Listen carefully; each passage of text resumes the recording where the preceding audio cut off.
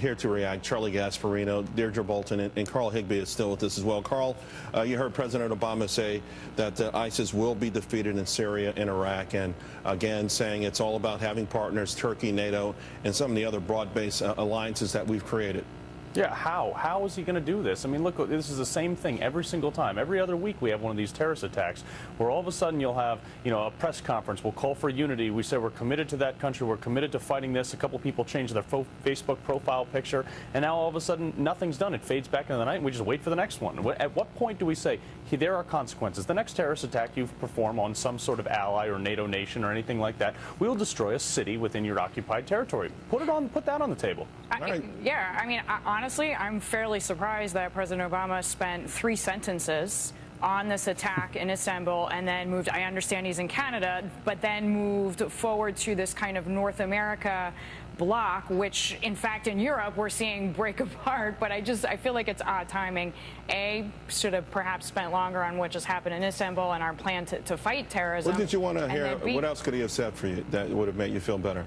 The fact that we have to be committed globally to fighting ISIS. Here's what we're doing to fight it now. Here's what we plan to do to fight it in the future so that more soft targets aren't hit, so that people aren't afraid to travel. I don't know how many people you've spoken with who maybe will rethink summer plans. I mean, this could affect the worldwide economy, even above and beyond personal safety. We should point out it's not right now. The markets are not moving on any of this stuff, which is, I think, it's actually moving higher in spite of this stuff. Right, but that's what I'm saying. Remember yesterday we were up 250 points, and then the news came out and we were up 200 points, and then 20 minutes later we were up 260 Yeah, points. I think, drawing sort of grand parallels with this is the markets and the economies of the world are basically getting used to, as bad as it sounds, sort of random acts of terrorism. I will say, Charlie, what if it happens here though at JFK? Well, it did.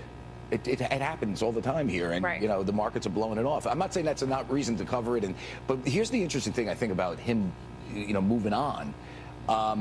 He started talking about trade. Right. That is a campaign speech. That is, well, what he's doing is making a frontal attack on Donald Trump. There's no doubt about it. Yesterday, there's no doubt about that. Yeah. The president is coming back and saying, "Oh wait, this is important to us. This North American partnership." And I guess it's interesting. It seems like if you look at what the Democrats might do with Trump, they might take on that trade stuff head on. All right, I need you to hold that thought, and I just want to ask Carl what Charlie just said about people getting used to this. I can remember years ago seeing these horrific acts of violence and terror in Israel, wondering how do people go on with day-to-day lives, and yet I would see crowded beaches and people at pubs and people at clubs, and again, 13 foreign nationals were killed, no Americans. Our markets have responded by going significantly higher, Carl. So where's the urgency going to be to make that sort of military commitment that you're talking about that will result in a lot more lost lives, American soldiers? Where do you think that's going to materialize from? Right. Well, I don't think it's going to materialize under this administration. I'm not going to try to go toe-to-toe with Charlie on the economy here, but the fact of the matter is you can't have an economy if you don't have security. If you don't have people secure in even going to work, if you don't have people secure in making investments that are potentially overseas, you will not have an economy. So at some point, it's all going to come to head, the national security side and the economic side. It's going to, they're going to tear each other apart. I agree with you. The foundation for prosperity has to begin with peace. Carl Higbie, thank you very much. Really appreciate it. Thank you, sir. Now, Charlie, you've actually got breaking news on the